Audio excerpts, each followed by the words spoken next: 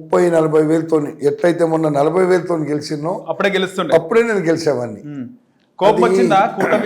ఈ కూటమి ఎందుకు కట్టుకున్నారని కోపం వచ్చిందా? వస్తుంది డెఫినెట్గా. నాలాంటి సీనియర్ కాంగ్రెస్ పార్టీని కాపాడాలి, రాష్ట్ర ప్రజల పక్షాన నిలవాలనుకున్నోనికి ఎవరికైనా కోపం వస్తుంది. రాష్ట్ర ప్రజలను దోసుకుంటోని తొక్కాలనుకుంటోనికి ఎవరికైనా కోపం వస్తుంది. నేనేమో రాష్ట్ర ప్రజలు మంచిగా ఉండాలి, పేదోడు బతకాలి, పేదోనికి ఇబ్బంది కావద్దు, పేదోళ్ళ బతుకుల్లో వెలుగులు నింపాలని ఆలోచన చేస్తుండే నేను. మా అమ్మా నాన్న నాకు చాలా ఇచ్చిండు. మా అమ్మా నాన్న రంగారెడ్డి జిల్లాలో నేను పుట్టడమే నా అదృష్టం. నా తరతరాలు తినడానికి ఉంది. ఇప్పుడు నా పిల్లలు నేను తినడానికి మా అమ్మ నాన్న ఇచ్చింది చాలు, నాకేం అక్కర్లే. అందుకే ఈరోజు ఒక మంచి వెంకటేశ్వర స్వామి దేవాలయం నా ద్వారా వెంకటేశ్వర స్వామి సేవ చేపిస్తుండ్రు. ఎన్ని కోట్లు అయితే ఏమైతుంది అడగొద్దు నన్ను. వెంకటేశ్వర స్వామి ఇస్తుండు, మేము పెడుతున్నాం. సొంత నిధులతోని. సొంత నిధులు అంటే మేము వ్యాపారాలు చేస్తే ఇస్తుండే దేవుడు. ఇప్పుడు వ్యాపారాలు చేస్తేనే కదా మాకు డబ్బు వచ్చేది. లేదంటే భూములు కబ్జా పెడతాను, లేకపోతే వంతన లంచాలు తింటాను, దోసుకుంటాను. లంచాలు తీసుకుంటాడు, దోసుకుంటాడు. అసలు దేవుడు అట్లాంటి అవకాశం ఇయ్యడు. 1000 కోట్ల రూపాయలు ఉన్నోళ్ళు ఉన్నారు, లక్షల కోట్లు ఉన్నాయి. వాళ్ళు కట్టాలన్నా కానీ దేవుని పర్మిషన్ కావాలి. నాకు వెంకటేశ్వర స్వామి అలాంటి అదృష్టాన్ని నాకు కల్పించుండు. జీవితంలో అంతకంటే ఎక్కువగా ఏం కావాలి? ఒక భగవంతుని ఆలయాన్ని కట్టడానికి నాకు అవకాశం వచ్చిందంటే అది కేవలం వెంకటేశ్వర స్వామి దయా దాక్షిణ్యాల వల్ల నాకు ఈరోజు అలాంటి ఆలయం కట్టే అవకాశం వచ్చింది. అంతే తప్ప ఎవరిదో మెహర్బానీ ఏం లేదు. సార్, మున్సిపల్ ఎన్నికలు జరుగుతున్న వేళ రేవంత్ రెడ్డి కేసీఆర్ తెలంగాణ జాతిపిత ఎట్లయితాడు, ఆయన ఎందుకంటారు జాతిపిత అని చెప్పి మాట్లాడుతుంటే హరీష్ రావు కామెంట్ చేశాను, ఆయన తెలంగాణ దగ్గరకపోతే నువ్వెక్కడ ముఖ్యమంత్రి అవుతుండే రేవంత్ రెడ్డి అని. ఏమంటారు దీని మీద? అసలు తెలంగాణ రాకపోతే కేసీఆర్ అనేటోడు ఈ రాష్ట్రంలో ఏం చేస్తుండే? మా హనుమంతరావు గారు చెప్తారు, దర్గాల కాడ కూర్చొని అడుక్క తినవలసి వస్తుండే. ఏముందా ఆయనకు అలా? ఎస్, మా రేవంత్ రెడ్డి కష్టపడ్డాడు, పార్టీ కోసం పనిచేసిండు, కార్యకర్తలను వెంటేసుకుంటూ మమ్మల్ని అందరినీ మేమందరం కలిసి ఈ రాష్ట్రంలో రేవంత్ రెడ్డి నాయకత్వంలో కాంగ్రెస్ పార్టీని అధికారంలోకి తెచ్చినాం. ఈ రాష్ట్రాన్ని మిగులు బడ్జెట్తో రాష్ట్రాన్ని ఇచ్చినటువంటి సోనియా గాంధీ, రాహుల్ గాంధీ మిగులు బడ్జెట్ ఇస్తే 10 సంవత్సరాల్లో 7 లక్షల కోట్ల రూపాయలు అప్పు చేసి పేదోని నేతి మీద చెయ్యి పెట్టి భారం పెట్టి ఈరోజు వాళ్ళు ఇల్లు నింపుకున్నారు. 7 లక్షల కోట్ల రూపాయల అప్పే లేకపోతే ఆ ధనాన్ని అంతా ఈరోజు వచ్చే ధనమంతా ఈరోజు వడ్డీలు కట్టేది, అసలు కట్టే డబ్బంతా పేద ప్రజలకు పంచే వాళ్ళం మేము. మా టార్గెటే అది. తెలంగాణ వస్తే తెలంగాణ రాష్ట్రంలో ఉన్న పేదరికాన్ని రూపుమాపాలి అనేటువంటి ఒక మంచి ఉద్దేశంతో సోనియా గాంధీ ఆ రోజు కాంగ్రెస్ పార్టీ ఆంధ్రప్రదేశ్లో ఉండే వాళ్ళు మొత్తం ముంచుతారు అని తెలిసి కూడా ఇచ్చిన మాట కట్టుబడి తెలంగాణ రాష్ట్రాన్ని ఇచ్చింది కాంగ్రెస్ పార్టీ, సోనియా గాంధీ. అలాంటి రాష్ట్రాన్ని, తెలంగాణ బాగుపడుతుంది అనుకున్న రాష్ట్రాన్ని అప్పుల తెలంగాణ చేసి కుప్పలు పెట్టి ఇంటికి పంపించారు ప్రజలు. వీడుంటే ఇంకా 700 పోతే ఇక 1000 కోట్ల అప్పులు చేస్తాడు, మేము ఇంకా ఆగమవుతామని పంపించిండు. మాకు అధికారం ఇచ్చిండు. అధికారం ఇచ్చిన తర్వాత మా ప్రభుత్వం అప్పులు కడుతున్నాం, మిత్తిలు కడుతున్నాం, ఉద్యోగులకు 1వ తారీఖు జీతాలు ఇస్తున్నాం, ప్రజా సంక్షేమ కార్యక్రమాలు చేస్తున్నాం. ఈరోజు ఉచిత కరెంట్ ఇస్తున్నాం, ఉచితంగా గ్యాస్ సిలిండర్లు 500కి ఇస్తున్నాం, రైతులకు రుణమాఫీ చేసినాం, ఆర్టీసీ బస్సుల్లో మహిళలకు ఉచితంగా ఇస్తున్నాం, ఇందిరమ్మ ఇండ్లు కడుతున్నాం. మేము 6 పథకాలు అన్నాము, 1, 2 తప్ప అన్నీ అమలు చేసినాం. ఎన్నికల కంటే ముందు మేము అందరం ప్రమాణం చేసినాం. ఏ నియోజకవర్గంలో ఉండే ఎమ్మెల్యే కంటెస్ట్ చేసిన ఎమ్మెల్యే మేము అధికారంలోకి వస్తాం మీకు ఇది చేస్తామని అన్నీ చేస్తున్నాం, అంతకంటే ఎక్కువ చేస్తున్నాం, అవసరాన్ని బట్టి చేస్తున్నాం. ఇది వాళ్ళకెక్కడిది? వాళ్ళు ఎక్కడ దోసుకోవాలి, ఎక్కడ దాచుకోవాలి? రంగారెడ్డి జిల్లా భూములన్నీ అప్పనంగా వాళ్ళ అనుయాయులకు ఇచ్చుకొని రంగారెడ్డి జిల్లాను పూర్తిగా ముంచేసారు. రంగారెడ్డి జిల్లా పైసలన్నీ తీసుకుపోయి కరీంనగర్లోనో నిజామాబాద్లోనో సిద్దిపేటలోనో పెట్టుకున్నాయని నేను అసెంబ్లీలో చెప్పిన. ఇప్పుడు చెప్తా, రేపు చెప్తా, ఎప్పుడైనా చెప్తా. నేను ఎప్పుడు ఎవరికి టీఆర్ఎస్కో బీఆర్ఎస్ భయపడాల్సిన పని లేదు. నాకు రైట్, ఉన్నది ఉన్నట్టు చెప్పేటువంటి ధైర్యం, దమ్ము నాకు ఉంది. భగవంతుడు ఇచ్చిండు. రాష్ట్ర ప్రజల పక్షాన నిలబడతా, పేద ప్రజలకు సేవ చేస్తా. తప్పకుండా రేపు ఈ రాష్ట్రానికి పేదరికం పోవడానికి నా వంతు కృషి చేస్తా. సార్, ఇన్ని రోజులైనా మధ్యలో మీరు బీఆర్ఎస్ లో పోలే, కాంగ్రెస్ లో ఉన్నారు. టికెట్ రాకపోయినా కాంగ్రెస్ ఉన్నారు, మళ్ళీ కాంగ్రెస్ నుంచి పోటీ చేసి గెలిచినారు. చూడమ్మా, ఈ పార్టీలు మారేటోళ్ళంతా వీళ్ళనంతా రాజకీయ వ్యభిచారులను చేసిండు కేసీఆర్. ఓకే, మేము చేయలేదు. మా దగ్గరికి కేసీఆర్ దగ్గర ఉంటే రాజకీయ వ్యభిచారం చేయాల్సి వచ్చింది.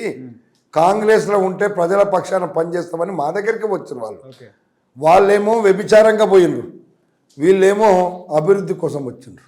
ఓకే, మీరు అది గుర్తుపెట్టుకోండి. బీఆర్ఎస్ లోకి రమ్మని పిలుపు వచ్చింది. ఒక్కడేంది, అందరు పిలిచిండు. నన్ను కవిత పిలిచింది, కేటీఆర్ పిలిచిండు, కేసీఆర్ పిలిచిండు, అందరు పిలిచిండ్రు.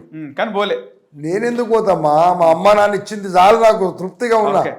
కానీ ఒకటి ఏంటంటే సార్, మీరు రాజకీయ ప్రస్థానం స్టార్ట్ అయింది కాంగ్రెస్లోనే. 83లో సర్పంచ్ అయినారు, ఇప్పుడు ఎమ్మెల్యేగా ఉన్నారు ఇంకా ఇబ్రాహీంపట్నంలో. కానీ మధ్యలో తెలుగుదేశం పార్టీలోకి పోవాల్సి వచ్చింది. ఎందుకని? ఎవరు పోయారు? 94లో. 94లో మధ్యలో పోలే నేను. ఓకే, ఎన్టీ రామారావు పార్టీ పెట్టినప్పుడు ఓకే, నేను సర్పంచ్గా ఉన్నా. సర్పంచ్గా ఉన్నప్పుడు ఎన్టీఆర్ యొక్క ఈ రాష్ట్రంలో నేను ఇది చేస్తా, ఈ రాష్ట్రాన్ని తెలుగుదనం చూపించి తెలుగు వాళ్ళకి గుర్తింపు తెస్తా అన్నప్పుడు నేను పోయినా, సర్పంచ్గా ఉండి పోయినా. పోటీ చేసేందుకు పోయినా, పోటీ చేసినా, వచ్చిన. ఎన్టీ రామారావు చనిపోగానే మళ్ళీ వచ్చిన. ఓకే, నేను ఒరిజినల్గా అంతకుముందు యూత్ కాంగ్రెస్లో ఉన్నా. ఒక 7 ఏళ్ళు మాత్రం నేను టీడీపీలో ఉన్నా. ఎన్టీఆర్ గారు చనిపోయినాక మీకు ఉండాలనిపించలేదా పార్టీలో? ఉండాలనిపించలేదు, అనిపించలే అస్సలు. ఆయన అంటే అభిమానం మీకు అప్పుడు? 100%. నేను ఎన్టీ రామారావు అంటే తప్పకుండా ముందు నుంచి అభిమాని. ఎన్టీ రామారావు సినిమాలు తప్ప ఎవరిది చూసేవాడిని కాదు. ఓకే, చదువుకునే రోజుల్లో. అందుకే పోయినా ఎమ్మెల్యే అయినా, ఎన్టీ రామారావు పార్టీలోనే ఎమ్మెల్యేని అయినా ముందు 94లో. అందుకే ఈరోజు ఒక సర్పంచ్ నుంచి ఎమ్మెల్యేగా కాదు, నేను ఎక్కడే ఉండాలి. టైము, సమయము, సందర్భము, రాజకీయాల్లో లాబింగ్ ఏం చేయలేదు. నేను లాబింగులు చేసేది నాకు రాదు. ఎవరిని పోయి అడుక్కునేది నాకు అవసరం లేదు. ప్రజలను అడుక్కుంటా. ప్రజలు ఇచ్చిన పదవి చాలు నాకు. ఇయ్యాల కాకపోతే రేపు ప్రజలు వాళ్ళ ద్వారానే వస్తుంది ఏదొచ్చినా. తప్పకుండా ప్రజల పక్షాన నిలబడ్డవాడే లీడర్. ఎన్టీఆర్ గారు చనిపోయినప్పుడు ఆ వీడియోలు చూస్తుంటే సేమ్ ఇదే కట్అవుట్, సేమ్ ఇలాగే ఉన్నారు. ఇలాగే ఉన్నానా? పక్కన నించొని ఉన్నారు ఆయన బాడీ పక్కన. మీరు కింద మహేందర్. నేను రోజు 2 గంటలు షటిల్ ఆడతామ్మా. షటిల్ ఆడతా. మనిషికి ఎప్పుడు భగవంతుడు తీసుకుపోతాడో, నువ్వు ఏది ఆడినా ఎట్లా ఉన్నా, మీరు అంటున్నారు ఆయన ఎట్లుండ్రో వీళ్ళు అట్లనే ఉండాలి. ఎస్, నేను స్పోర్ట్స్ మ్యాన్. ఓకే, నేను ఇవాళ దాకా ఒక ట్యాబ్లెట్ కూడా తినను. ఓకే, దేవుడు అంత మంచి ఆరోగ్యం ఇచ్చిండు. ఇంక అంతకంటే ఎక్కువ ఏం కావాలి? ఆరోగ్యం ఉంటే ఇక అన్ని ఉన్నట్టే. డైట్ ఏం చేశారు సార్ మీరు? ఇంకా అన్ని డైట్ అంటే మంచి ఫుడ్ తింటాను, ఇంటి ఫుడ్ తింటాను. హోటల్ ఫుడ్ ఒక 5% తప్పని పరిస్థితుల్లో తప్ప ఎప్పుడు తినను. 20 పెళ్లిలకు పోతే ఒక్కొక్క రోజు ఇంటికి వచ్చి అన్నం తింటా. పెళ్లిలో తినరు? బయట ఎక్కడ తినను నేను. కొంచెం కూడా తినరు. ఏదన్నా ఉంటే కంపెనీ ఉన్నప్పుడు తప్పని పరిస్థితిలో ఉంటే చెప్పలేము. అది కూడా మనకు అదే అట్లాంటి అదేం లేదు. అందరితో పాటు కూర్చుంటే ఏమవుతుంది? కూర్చుంటాము, వచ్చేస్తాం అంతే తప్ప నా కంట్రోల్ నాకు ఉంది. అందుకే ఈ రోజు వరకు బ్రహ్మాండంగా నాకు భగవంతుడు ఆరోగ్యం ఇచ్చిండు. రాజశేఖరుడు మంచి ఆరోగ్యం, మంచి నాయకుడు. భగవంతుడు తీసుకుపోవాలనుకుంటే ఏదో రకంగా తీసుకెళ్తాడు కదా, నీకు ఆరోగ్యం కాదు కదా. ఆ తర్వాత మీరు ఎమ్మెల్యేగా గెలిచారు. కాంగ్రెస్ గవర్నమెంట్ కూడా వచ్చింది. వచ్చినాక ఎట్లుండే సార్ అప్పుడు రాజశేఖర రెడ్డి గారితో మంత్రి? చాలా క్లోజ్గా ఉన్నాం మేము రాజశేఖర రెడ్డితోని. కాంగ్రెస్ పార్టీలో ఎవరున్నా ఉంటాం. ఆయన చనిపోయిండు, ఆయన కొడుకు వెళ్ళిపోతే కూడా మేము కాంగ్రెస్లో ఉన్నాం. అవును, ఇప్పుడు కూడా కాంగ్రెస్ ఉన్నాం. టీఆర్ఎస్ వచ్చినా, ఎప్పుడు వచ్చినా, అధికారం ఉన్నా అధికారం లేకున్నా ఒక నిర్ణయం తీసుకుంటే ఆ నిర్ణయం మారదు.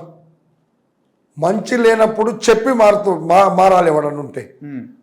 పదవుల కోసం మారేటువంటి ముచ్చట నాకు లేదు, ఉండదు.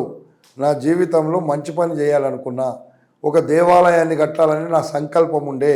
ఓకే. ఎప్పటి నుంచో ఆ సంకల్పం దేవుడు నాకు ఇచ్చిండు. తిరుమల తిరుపతి దేవస్థానం ఎట్లుందో, నేను పుట్టి పెరిగిన గడ్డ మీద ఓకే తిరుమల తిరుపతి దేవస్థానాన్ని మొక్కుకున్న వెంకటేశ్వర స్వామిని ఇక్కడ వచ్చి అందరిని ఆశీర్వదించి, దేవుడా నీకు అన్ని విధాలుగా నేను సేవ చేస్తానని మొక్కుకున్నా. నాకు అలాంటి అవకాశం ఇచ్చిండు. బ్రహ్మాండమైనటువంటి ఆలయం కట్టాలని నిర్ణయం తీసుకుంటే ఆయన్నే నడిపిస్తుండు. మేము నిమిత్త మాత్రమే. మేము ఒక సేవకులుగా పనిచేస్తున్నాం. దేవాలయం అంటే నాది కాదు, రైట్. వెంకటేశ్వర స్వామి దేవాలయం అది. అందరి ప్రజల కోసం దేవుడు అక్కడ వచ్చి ఉంటున్నాడు. మీరు పుట్టి పెరిగిందంతా ఇబ్రహీంపట్నమే? నేను ఇప్పుడు ఇబ్రాహీంపట్నం కాన్స్టిట్యున్సీ మాత్రం. ఓకే. అప్పుడు మలక్పేట కాన్స్టిట్యున్సీలో నా ఊరు ఉంది, ఇప్పుడు ఇబ్రాహీంపట్నం కాన్స్టిట్యున్సీలో నా ఊరు ఉంది. మారినప్పుడు డీలిమిటేషన్ అయింది. ఇప్పుడు డీలిమిటేషన్ అప్పుడు 10 లక్షల ఓట్లకు ఎమ్మెల్యే ఉన్నా నేను 10 సంవత్సరాలు. ఇప్పుడు 3.5-4 లక్షలే కదా. అప్పుడు డివైడ్ అయ్యి 4 అయింది. మలక్పేట, ఎల్బీ నగర్, మహేశ్వరం, ఇబ్రాహీంపట్నం. ఈ 4 కలిపి మలక్పేటే. కానీ మీరు మీ పేరు చూస్తే ఖచ్చితంగా గుర్తుపట్టని వాళ్ళు ఎవరు ఉండరు అప్పటి నుంచి ఇప్పటి వరకు. అవగాహన, రాజకీయాలపై అవగాహన ఉన్నవాళ్ళు. ఉమ్మడి ఆంధ్రప్రదేశ్లో ప్రతి నియోజకవర్గంలో నన్ను గుర్తుపడతాడు, ప్రతి నాయకుడు గుర్తుపడతాడు, ప్రతి కార్యకర్త గుర్తుపడతాడు. నాకేదో గుర్తుపడుతుందని నేనేం గొప్పలు చెప్పుకోను. రైట్. మంచి పనులు చేస్తే దేశం కొంతమందికే ఉంటుంది అట్లా ఆ చరిష్మ అనేది, కొంతమందికే ఉంటుంది. హిట్ టీవీ యాప్, ఇందులో short news, live news, entertainment shows, movies, digital magazines తో పాటు మీ జిల్లా వార్తలను కూడా ఫ్రీగా చూడొచ్చు. ఇంకెందుకు ఆలస్యం, వెంటనే హిట్ టీవీ యాప్ ని డౌన్లోడ్ చేసుకుని ఫ్రీగా ఎంటర్టైన్మెంట్ పొందండి. Hit TV app. Hit TV app. Please download hit TV app. Hit TV యాప్ని ఫ్రీగా డౌన్లోడ్ చేసుకొని ఎంజాయ్ చేయండి. మీకు నచ్చిన ఎంటర్టైన్మెంట్ కోసం హిట్ టీవీ యాప్ ని ఫ్రీగా డౌన్లోడ్ చేసుకొని ఎంజాయ్ చేయండి. హిట్ టీవీ యాప్ ని డౌన్లోడ్ చేసుకుని ఆస్వాదించండి, ఆశీర్వదించండి. ఇంతమంది సెలబ్రిటీలు హిట్ టీవీ యాప్ ని డౌన్లోడ్ చేసుకోండి అని చెప్తున్నారంటే ఎంత మంచి యాప్ ఆలోచించండి. అమెరికా అమెరికా అమెరికా అమెరికాలో చదవాలనుకునే వాళ్ళకి విశ్వసనీయమైన పేరు మన శౌర్య కన్సల్టెన్సీ. UK లో 1 year masters. UK లో 1 year masters. 2 years work permit up to 5 years visa. Contact Saurya Consultancy. Contact 89851 89851.